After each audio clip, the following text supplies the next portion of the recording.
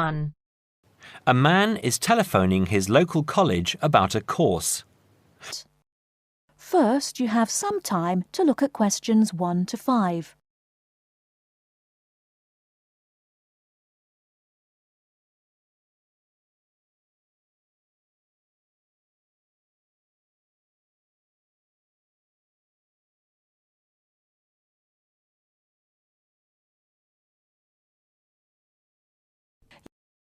Good morning, City College. Oh, good morning. I'm phoning about the photography course that you run. Well, actually, there are 3 courses. It depends on your level. One course is for beginners. The second is for people with a little experience. We call that the intermediate course. And the third is an advanced course for people who already know quite a lot about the subject. Oh, I see. Well, I'm quite a keen photographer, but at the moment it's just a hobby. I want to learn more so that I might be able to do some work professionally at some time. I think the intermediate course would be a bit easy for me. Perhaps the advanced course would be best. When does it start? The advanced course starts on September the 18th. OK, just let me note that down. The 18th of September. And how long does the course run for? It's a 12-week course, but there's a week off in the middle for half term. So you do 12 lessons over 13 weeks. So, what's the date that the course finishes? It finishes on the 14th of December. The 14th. OK. That's quite near Christmas, isn't it?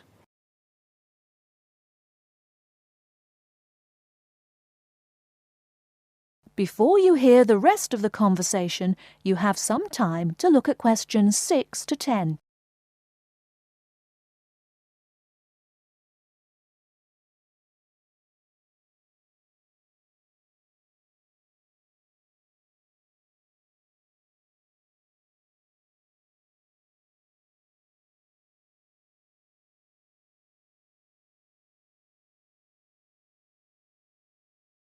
Now listen and answer questions 6 to 10. Can you tell me how much the course costs? Yes, it's £96. 96. That's not too bad. That's paid in advance, and I'm afraid there's no refund if for any reason you can't complete the course. Yes, of course. That's fair. How many people are there usually in the class? I've heard the groups are quite small. Well, we can't say for sure, but there are usually between 6 and 10 people in a group. On the last advanced course, there were 7 participants. Oh, good. That sounds perfect. Can I enrol for the course now, on the phone? Yes, of course. I'll take your details now, and you can pay by card now or send us a cheque if you prefer. So, first of all, what's your name? It's Graham Merton. That's M-E-R-T-O-N. And your address? Flat 3, 109 Chelsea Court. That's in Oxford. OK. And how old are you? We like to know more or less the age of each group. I'm 28. OK, Graham. We'll send confirmation and some course information in the post. Now, how would you like to pay?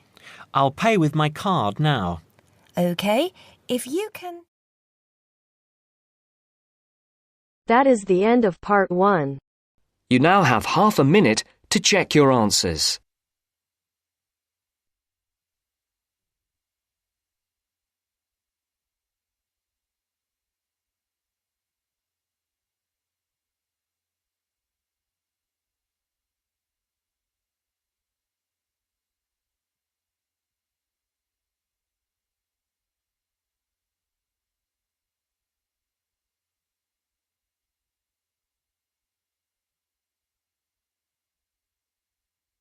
Now turns to part 2. Part 2. First, you have some time to look at questions 11 to 17.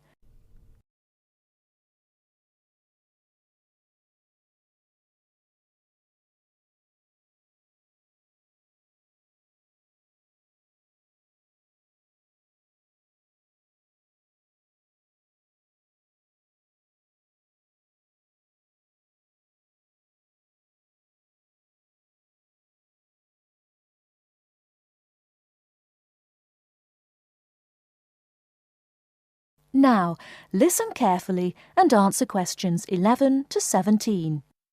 Hello, Clark's Cycle Hire. My name's Keith. How can I help you? Oh, hello. I saw your ad in the local paper, and as I'm thinking of doing some cycling, I'm wondering what kinds of bike you have and what your prices are like. Well, we hire out two main types of machine, touring and mountain bikes. Are you likely to be riding off-road, do you think? No, I'll probably be sticking to roads and country lanes, so a touring bike would be best, I think. Right, well, the rate will be £50 for a week or £14 per day. So it's a lot cheaper to rent by the week. Yes, definitely. Though it's important to bring the bike back on time. Otherwise, I'm afraid we have to charge a late return fee. And how much is that? For each additional hour, it's £1.25. So if you were a day late, it would cost another £30. Yes, that's right. I'd make sure I didn't do that then. I should also point out there's a deposit which you get back when you return the bicycle. In good condition, of course. On touring models, it's £60. Is there anything else I'd have to pay? No, that's it. Though if you're planning to ride fairly long distances, you might like to have one or two accessories. Such as? Well, for another £5, we can supply lightweight bags, either panniers or the handlebar sort. It's amazing how much they can carry, and the way they're designed means they don't get in the way when you're riding. Well, I'll see. But what about essential things like a pump and a repair kit? I wouldn't have to pay extra for those, would I? No, there's no charge for things like that. Or for a lock. It's a good strong one too. Just make sure you don't lose the key. That reminds me, what about insurance? What happens if someone steals the bike, in spite of the wonderful lock? Didn't I mention that? Oh, I should have told you that's included in the rental too. And it covers everything, does it? It covers you against theft of the bike, yes, as long as it's securely locked at the time. You'd have to pay part of any individual claim, though. How much? If the bike was stolen and not recovered, you'd be liable for the first £100. So, if I do go ahead and rent one, how do I pay? By cheque or would it have to be cash? Neither, I'm afraid. We can only accept credit card bookings. Otherwise, we'd have to ask our customers for the full value of the machine as a deposit. I've got a Visa in my name. Would that be okay? Sure. Before you hear the rest of the talk, you have some time to look at questions 18 to 20.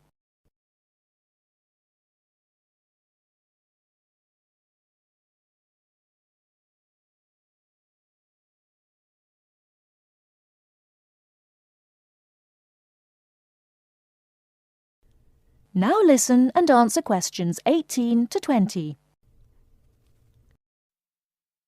So if I want to have a look at the bikes, how do I find you? I live near the university, by the way. Right. First you take Woods Road as far as the main police station. I know it. It's right next to the park. Yes, that's it. And after the police station, there's a turning to the right called Oak Street. At the big supermarket. No, it's before then. It's actually between the police station and a garage on the other side. OK. So, you go down Oak Street until you reach the health centre on the right. If you get to a pub called the Maple Leaf, you've gone too far. All right? Yes, I've got that. Now, opposite the health centre, there's a pharmacy, and we're just behind that. OK, fine. I'll try to call over sometime tomorrow. Great. See you then. Bye. That is the end of part 2. You now have half a minute to check your answers.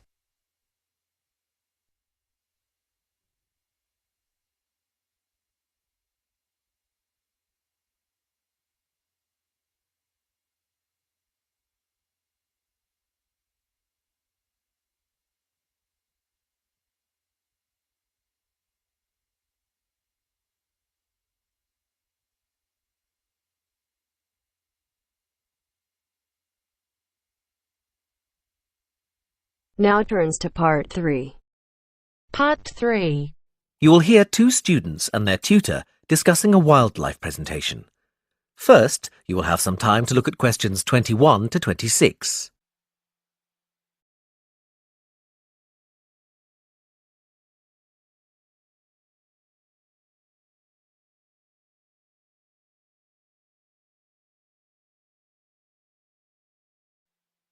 Now listen carefully and answer questions 21 to 26. Hi, Katie. Hi, Ian. Come on in. Hi, Professor Gordon. We wanted to talk to you about our wildlife presentation next week. Have you decided how to organise it? Yes, Professor.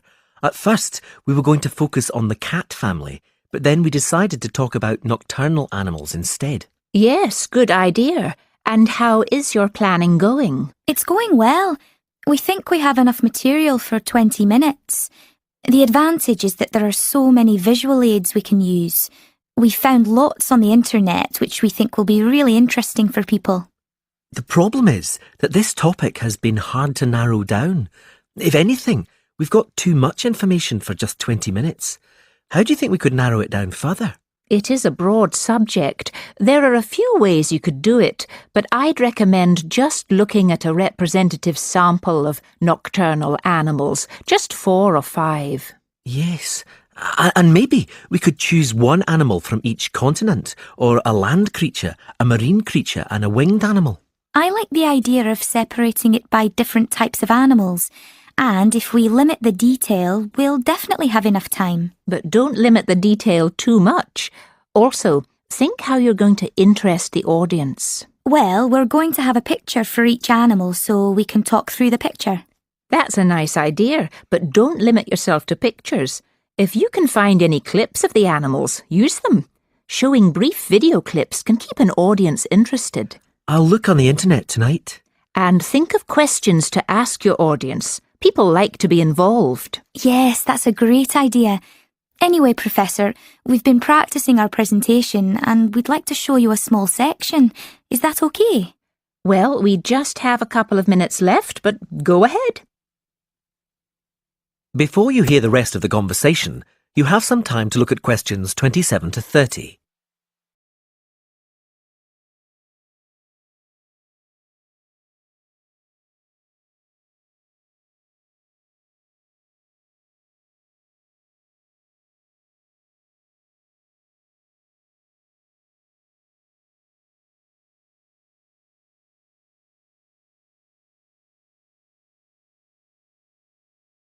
Now listen and answer questions 27 to 30. Well, we were thinking of presenting each animal with a picture and describing their physical characteristics. OK, but not in too much detail. That's just background information. We'll start with the jaguar. I'll introduce it by saying that the jaguar is a nocturnal animal and the only species of the genus Panthera to be found in the Americas. Like any cat, it has whiskers and it can move quickly. Its spine has great movement, meaning a jaguar can take long strides, sometimes up to 5.5 meters. This can make it a deadly predator, as you can imagine. Moving on to the fur, its fur is quite distinct. The markings are like black donut-shaped spots on its otherwise yellow fur. People often confuse them with a leopard for this reason. Now, the tail is interesting. Although people think that the tail has stripes on it, the fur on the tail actually is similar to the body, with black circles around the lower section. The jaguar is generally a creature to be feared. Oh yes, I should have mentioned this earlier. Sorry, like most cats, it has sharp, retractable claws. Yes, that's fine, but be careful. The jaguar is usually thought of as nocturnal, but strictly speaking, it's crepuscular. In other words, most active between dusk and dawn. But as long as you mention this, you can put it under the umbrella of nocturnal. Is that all? Yes, I think so. Thanks, Professor. That is the end of part 3. You now have half a minute to check your answers.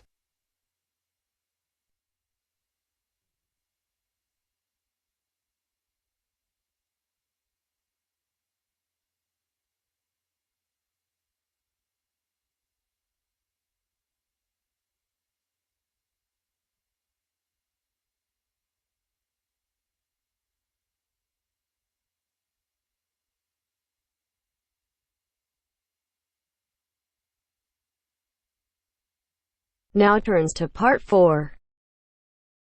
Part 4. You will hear a man talking on the radio about dogs which help people with their work.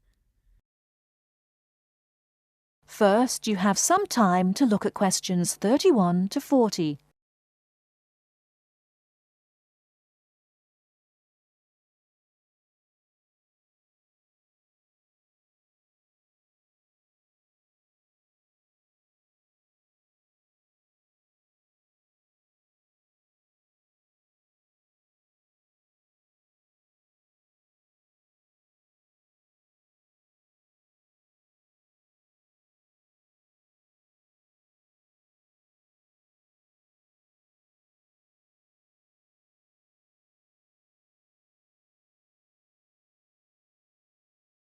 Now, listen carefully and answer questions 31 to 40.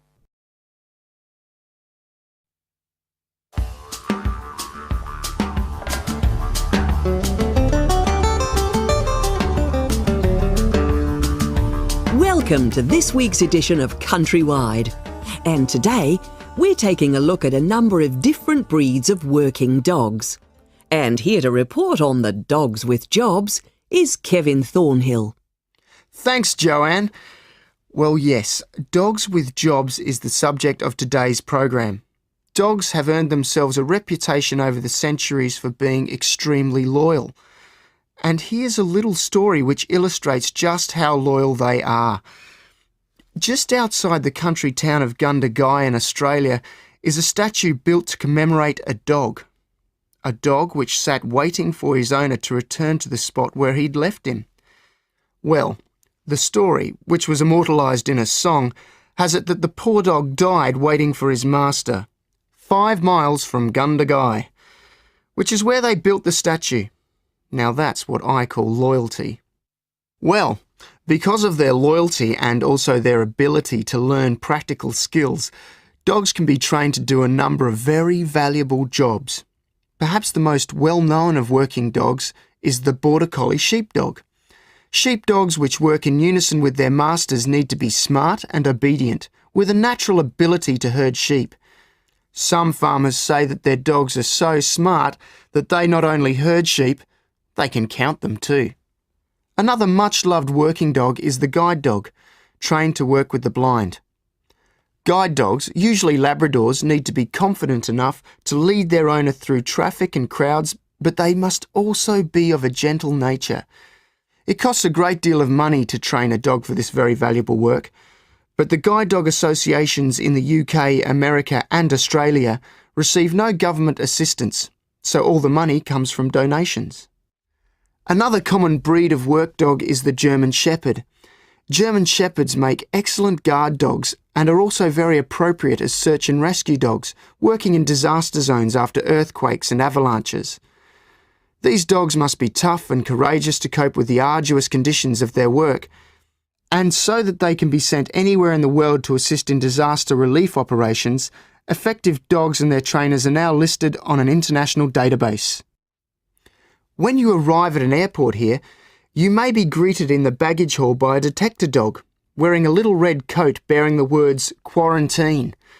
These dogs are trained to sniff out fresh fruit as well as meat and even live animals hidden in people's bags. In order to be effective, a good detector dog must have an enormous food drive. In other words, they must really love their food. At Sydney Airport, where there are 10 detector dogs working full-time, they stop about 80 people a month trying to bring illegal goods into the country. And according to their trainers, they very rarely get it wrong. Another famous working dog is the husky.